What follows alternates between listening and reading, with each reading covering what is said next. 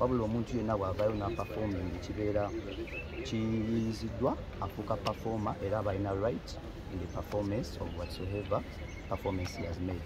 Bino ebintu tetubijja bujja mu bbanga, tetusuubira bisuubire, tugobererwa amateeka. Tulina etteeka lya Copyright and Enabling Rights Act erya 2006 naye nga lyateekebwa mu Red Volume kati liri kafututu. So okusinziira ku tteeka eryo, omuntu bw'ajja n'obw'omuperforming okuyimba ku kivulu kyo, tekitegeeza nti ate olina obuyinza muki mu recording ye. Asigala nannyini weeyo recording gy'abakoze ki gy'aba. Kati awo okufuna bwannannyini bwa recording egyo mukoze yalisasudde ssente endala kyalibadde kitya? Of course etteeka weeriri era ligayidinga ku ngeri butya gye kirina okukolebwamu. Yes. Kati era kyetubuuza otugambye copyright eyo ya 2006 kati Kenzo copyright ate gyagoba yanjawulo neeyo oba ekibulamu kyagoba oba ye Muhanji yakikola waliwo ekibulamu? Bwe muba mubadde mwetegereza bulungi ebintu Eddie Kenzo byabadde akola atambuza kye bayita ennongoosereza. Osobola okulongoosa ennyumba etanazimbibwa? Tosobola. Era ojja n'olongoosa ennyumba olwedde ebaddewo ng'evvume.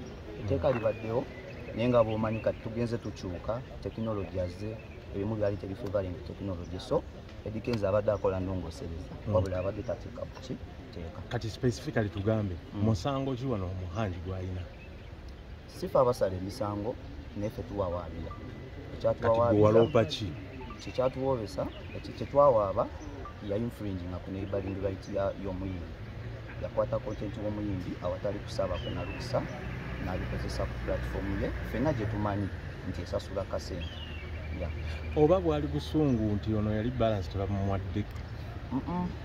Nga bw'obijjukira bw'otunuulira ebigenda mu kooti essaawa za leero, ebintu ebivunaanwa byatandika kuva 2017 paka 2024. Sisuubira nti kuva 2017 paka kati Alex abadde nga tasasula Bebekulu.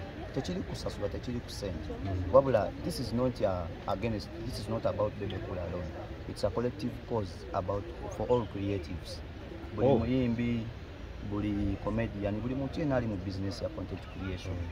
Kyogamba Bebe nga senior musician akitandikawo kiwendo kati nti bannaye mwatubbadda? Sikutandikawo kiwendo wabula yasobebwa alina right ye ayibeera infringed by someone. So we are trying to enforce his rights through all measures. Binaggwera waggwe nga bw'olaba? Okulaba okwange kooti yasalawo ffe tugenda kugoyinga criminal era maaso awo mujja tulaba nga tulemeddeyo ne civil okusobola okwenforcinga eddembe ly'omuntu. Kooti bwe bawadde wiiki 2 mutuulemu kulaba mugenda tuula oba waliwo ggume? Era bw'otunuulira ebbaluwa gye twawandiika yali friendly, yali emutegeeza nti bw'oba tokoze bino ne weebiti tujja kweyongerayo. So kikulagira ddala nti ffe kuva mu ntandikwa tubadde tuli willing okuba nga tuteeseganya ne Alex.